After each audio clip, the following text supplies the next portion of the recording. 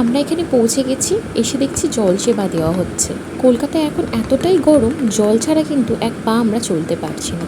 তো এখানে জলটা দেখে একটু স্বস্তির নিঃশ্বাস ফেললাম এবং এখান থেকে এক গ্লাস শরবত খেয়ে আমরা ভেতরের দিকে রওনা দিলাম।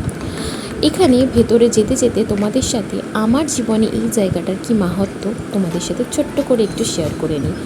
ছোটোবেলা থেকে আমি ভীষণ চঞ্চল এবং উড়নচণ্ডীর মতো একটি মেয়ে। এখনও নিজেকে সম্পূর্ণ পরিবর্তন করতে পারিনি।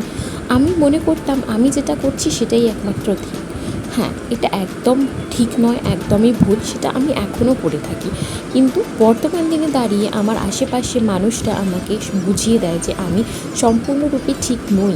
কিন্তু ছোটোবেলায় সেই বোঝানোটা কেউ বোঝাতো না, আর আমি বুঝতামও না। প্রথম আমাকে এই জায়গাতে আনে আমার মা এখানে এনে আমাকে রামকৃষ্ণ দেবের কাছে দীক্ষিত করেন এবং সেই দীক্ষার পর মেডিটেশনের মাধ্যমে আমার জীবনে একটু হলেও কিন্তু পরিবর্তন এসছে।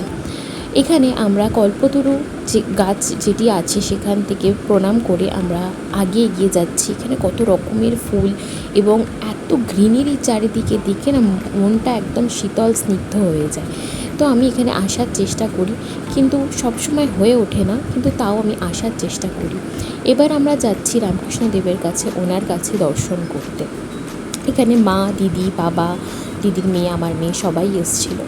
এই যে সিঁড়িটা দেখছো, এই সিঁড়িটা কিন্তু সেই রামকৃষ্ণদেবের আমলে তখনকার সিঁড়ি, সেটাকে এত সুন্দর করে মেনটেন করে কনজার্ভ করে রেখেছে যে এখনও সেটার আমরা দর্শন করতে পারছি। এখানে ঠাকুরের ভিডিও করা অ্যালাউ ছিল না। যদি ভিডিওটা ভালো লেগে থাকে please subscribe to my channel. Thank you.